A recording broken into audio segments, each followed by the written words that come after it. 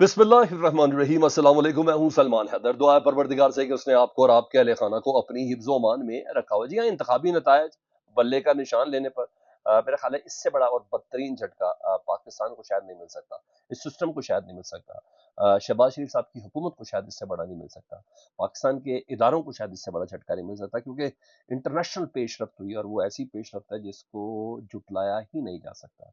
और उस पेशरफ्त पर पूरी दुनिया, जी हाँ, दीगर जितने भी मालिक हैं, उस नज़र से उसने पाकिस्तान को देखना है। बहुत बड़ा मुतालबा, जिसपे मैं ये कहूँगा कि पाकिस्तान तहरीक इंसाफ की गेम जो ऑलरेडी बनी हुई वो मजीद बनी और मजबूत हुई है। और जी हाँ, बहुत बड़ी पेशरफ्त जिससे मुतालिक मैंने आपको आगाह करना है। इसके अलावा फैसल वाडा साहब की जी तौहीन अदालत महंगी पड़ गई है। वो कहाँ पगड़ियों से खेलने की बात करते थे, कहाँ मजहबी टच देते हुए नजर आ रहे हैं। सर, बड़ी मजेदार चीजें वो मैंने आपको बता दी। पूरा ऑपरेशन करेंगे। फवाद चौधरी साहब ने जी कोरी जुबान, उन्होंने कहा, फौजी अफसर का नाम ले लिया जी उन्होंने, हाजिर सर्विस अफसर का नाम ले लिया उन्होंने। ये बड़ी बात उन्होंने की, उस पर उन्होंने कोई इल्ज़ाम लगाया मुबैना तौर पर कहेंगे। और कुछ उन्होंने अपनी गुफ्तु शनीद भी बताई, मैसेजिंग भी बताई, उसकी भी तफसील मैं आपके सामने रखता हूँ।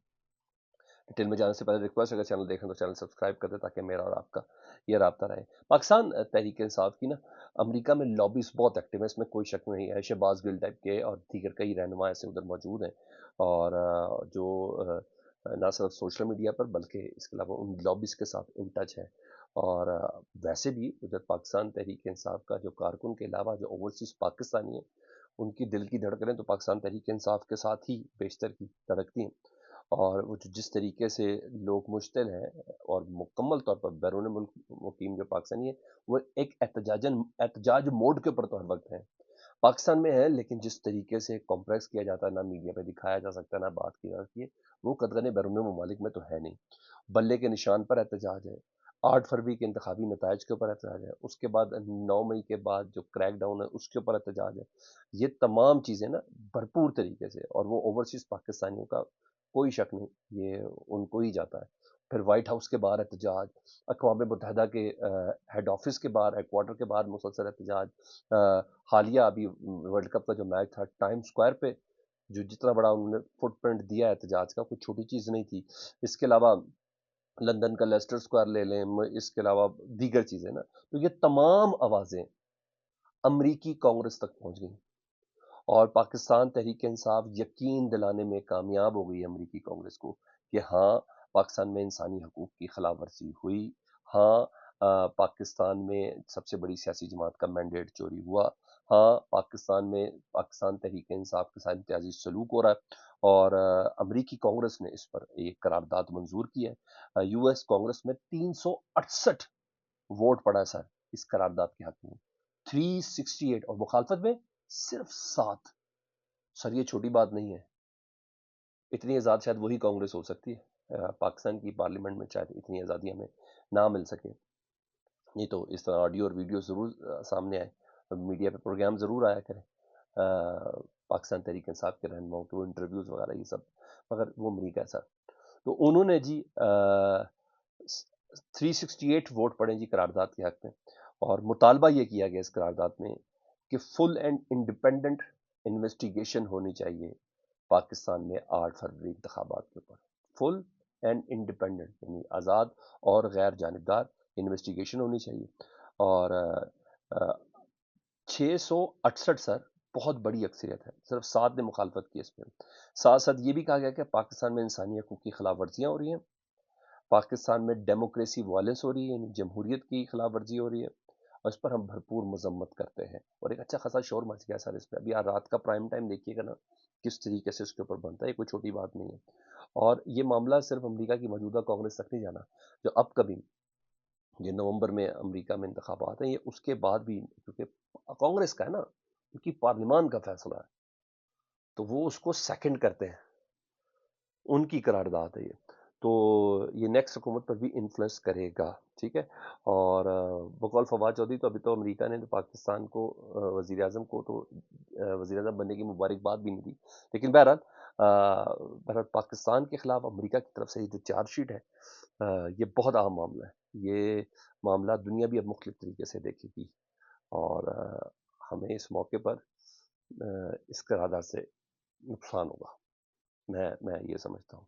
بہرحال جو طاقت کے نشے میں ان کو شاید یہ باور ہو جائے کہ باتیں مذاکرات کے ذریعے ہی ہیں، یہی بات چین بھی کہہ رہا ہے، یہی بات IMF بھی کہہ رہا ہے، یہی پاکستان کے دوست ممالک بھی کہہ رہے ہیں، سب یہ کہہ رہے ہیں۔ تو میرا خیال ہے کہ اٹ میٹرس کہ ہم کہیں نہ کہیں آئسولیٹ ہوتے جا رہے ہیں، مجھے ایسا لگتا ہے ان قراردادوں کی وجہ سے ہم ہم الگ تھلگ ہو رہے ہیں کمیونٹی کے اندر سے۔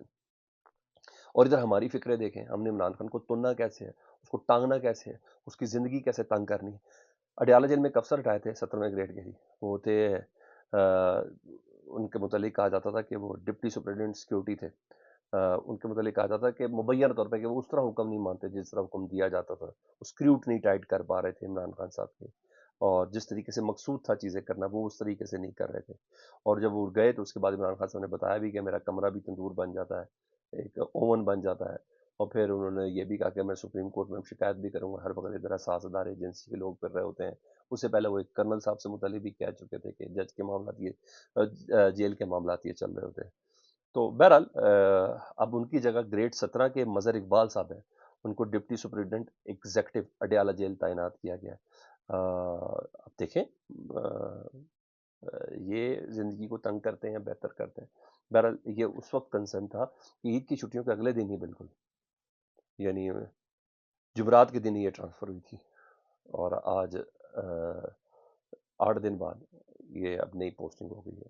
تو ایسا کوئی ضروری نہیں تھا کہ ڈپارٹمنٹل چیزیں نہیں تھیں، کچھ چیزیں پتہ چل رہا تھا کہ اچانک کیسے ہوئی۔ تو جسٹس بابر ستار صاحب نے آج ایک بڑی اہم پوزیشن لی ہے، اور میں وہی کر سکتے ہیں۔ ڈی سی اسلام آباد جن کو توہین عدالت کا پچھلے دن انہوں نے نوٹس جاری کی، سزا بھی دی تھی، پھر ڈی بی بینک نے وہ سزا معطل کر دی تھی، تو وہی ڈی سی صاحب آج اسلام آباد میں ہیں، کیونکہ ان کی کارکردگی اتنی سنہری ہے کہ ان کو اسلام آباد سے نکالا نہیں جا سکتا، کیونکہ شرط یہی تھی آپ تسی ساڈے کام کرو تہاڈی سیٹ کوئی نہیں چھڑے گا، شاید میرا خیال ہے یہی ہے۔ تو آج پھر وہ عدالت میں پیش ہوا، اس باری کیس دوسرا ہے۔ پاکستان تحریک انصاف نے درخواست لے کے گئی ہے کہ اسلام آباد میں ہمیں جلسہ کرنے کی اجازت نہیں دی جاتی۔ تو جسٹس بابر ستار صاحب نے کہا کہ جب پاسی ان کا معاملہ ہے تو جسٹس بابر ستار صاحب نے ڈی سی صاحب سے کہا کہ آپ کا کام تو سہولت فراہم کرنا ہے، پریڈ گراؤنڈ میں جلسے کی اجازت دینے سے آپ کو کیا مسئلہ ہے؟ تو ڈی سی صاحب نے اپنی بے بسی ظاہر کی انہیں کہ اسلام آباد میں بہت سی جگہ میرے کنٹرول میں نہیں آتی، ٹھیک ہے جی، اور ہم نے دیگر لوگوں کو بھی سہولت دیکھنی ہے۔ تو جسٹس بابر ستار صاحب نے کہا اسی جماعت پاکستان تحریک کے سامنے پہلے بھی پریڈ گراؤنڈ جلسے کیے ہوئے ہیں، کوئی ایسا معاملہ ہوا نہیں۔ ڈی سی صاحب آپ درخواست گزار مطلب پاکستان تحریک انصاف کے ساتھ بیٹھ کر اپنے معاملات حل کر لیں، اور یہی آپ کے لیے بہتر ہوگا، یہ لفظ استعمال کیا ہے، یہی آپ کے لیے بہتر ہوگا۔ اور ایسا لگ رہا ہے جسٹس بابر ستار صاحب کہتے ہیں کہ آپ ایک سیاسی جماعت کے لیے مشکلات کھڑی کرنے کے لیے کر رہے ہیں کام سارے، سیدھا جسٹس بابر ستار نے کہا ایک سیاسی جماعت یعنی پاکستان تحریک انصاف کے لیے کر رہے ہیں۔ آئندہ سماج سے قبل یہ معاملہ آپ اور پاکستان تحریک انصاف حل کر لیں، ورنہ 3 سالوں کا ریکارڈ لے کے آئیں۔ وہ 3 سالوں میں عمران خان صاحب کے علاوہ جس جماعت نے یہاں جلسے کیے ہیں، اس میں مریم نواز صاحبہ بھی ہیں، اس میں JUI بھی شامل ہے، اس میں بڑے جلسے اس میں شامل ہیں۔ تو آپ نے تو پھنس گئے ڈی سی صاحب، مانے تب بھی نہ مانے تب بھی، تو یہ والی پوزیشن ہے، اب ان کو ریکارڈ سارا لے کے آنا پڑے گا۔ تو یہ ایک پیش رفت ہوئی ہے اسلام، میں نے کہا بڑی واضح پوزیشن لی ہے۔ دوسرا جسٹس بابر ستار صاحب نے دوسرا پاکستان تحریک انصاف کو رہنماؤں کو آج ریلیف ملا ہے جی، 2 رہنماؤں کو زرتاج گل صاحبہ کا نام ECA سے نکالنے کا حکم دیا ہے، اور یہاں جسٹس طارق جہانگیری صاحب ہیں، ان کے پاس اسلام آباد کے تینوں کیسز بھی ہیں، تینوں حلقوں کے ٹریبونلز بھی ان کے پاس ہی ہیں۔ تو جسٹس جہانگیری صاحب نے کہا ہے کہ آپ دہشت گردوں کا نام ECL میں ڈالتے نہیں، اراکین اسمبلی ہمارے پاس آ رہے ہیں، IG کو بلاؤں گا اور پوچھوں گا کہ سیاسی ریلی نکالے تو نام ECL میں ڈال دیتے ہیں، میرے پاس کیس کسی گینگ یا دہشت گرد کا نہیں ہے، رکن اسمبلی کا ہے، نام ECL سے نکالے فوراً، اور کوئی ہے جو پوچھنے والا؟ دوسرا حافظ فرد عباس کو لاہور ہائی کورٹ سے ریلیف ملا ہے، ان کا نام بھی اسٹاپ لسٹ میں تھا، اور ان کا نام بھی نکال دیا کہ لاہور ہائی کورٹ نے کیا۔ یہ تو ایک پیش رفت تھی۔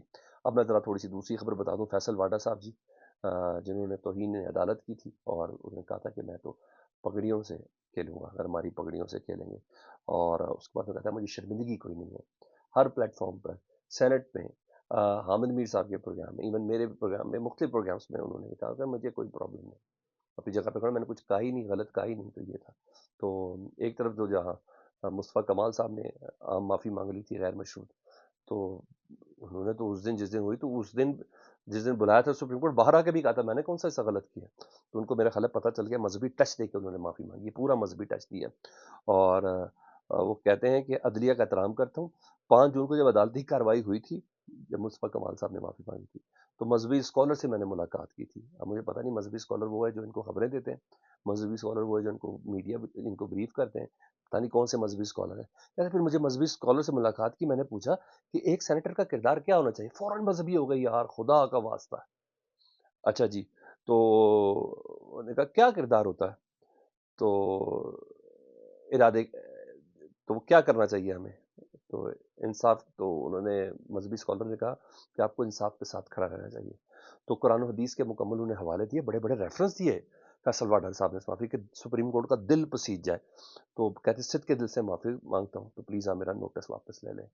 تو یہ بھی آج شام کو پرائم ٹائم میں بہت مزہ آنا ہے، میں تو جس طریقے سے بتا سکتا تھا میں نے آپ کو بتا دیا۔ یہ ایسے ہی کرتے ہیں، کبھی پسٹل لے کے چائنیز ایمبیسی پہ حملہ اپنوں کے پاس چلے جاتے ہیں، پھر کرتے ہیں بعد میں ہی ہوتا ہے۔ اب ان کا مذہبی اسکالر اگر مل جائے نا، آپ یقین جانے پاکستان کے بہت سے معاملات درست ہو جائیں، اس اس مذہبی اسکالر نے ان کو بسایا ہے، مجھے ایسا لگتا ہے، کیونکہ جس طریقے سے وہ بیانات دیتے ہیں ڈنکے کی چوٹ پر پاس ہوگا، تو بھائی یہ کس نے بتایا ان کو، اتنی دور اندیشی ہے ان کی کہ پاکستان پیپلز پارٹی کو بھی پڑھ لیتے ہیں، پاکستان تحریک انصاف کو بھی پڑھ لیتے ہیں، مسلم لیگ نون کو بھی پڑھ لیتے ہیں، ایم کیو کو بھی پڑھ لیتے ہیں، اتنے طاقتور ہیں کہ پیپلز پارٹی ووٹ دینے پہ مجبور ہو جاتی ہے، وہ اپنے چانڈیوز، وہ اپنے دیگر جتنے بھی سینئر ہیں، میں رضا ربانی ان تک کو نہیں جیتنے دیتی، بھائی فیصل واڈا کو کر لیتے، کچھ نہ کچھ تو ہے نا۔ تو میرے خیال ہے وہ مذہبی اسکالر ان کا بڑا تگڑا ہے، جن کا سب کے ساتھ بڑا زبردست قسم کا رابطہ ہے۔ فواد چودھری صاحب وہ بھی اب انکشاف کر رہے ہیں، وہ بتا رہے ہیں کہ جب مجھے گرفتار کیا گیا کورٹ سے، تو اس کے بعد مجھے شدید زد و کوب کیا گیا اور مجھے مارا گیا۔ میری عمران خان سے بات ہوئی تو عمران خان صاحب نے کہا کیا تمہیں مارا ہے، میں نے کہا ہاں مجھے بہت مارا ہے۔ عمران خان صاحب خاموش ہو گئے، پھر ایک علی ہیں جو ادھر ہی ہوتے ہیں، ان سے میں نے کہا تو مجھے کہا گیا کہ اتنا تم تشدد برداشت نہیں کر سکتے تو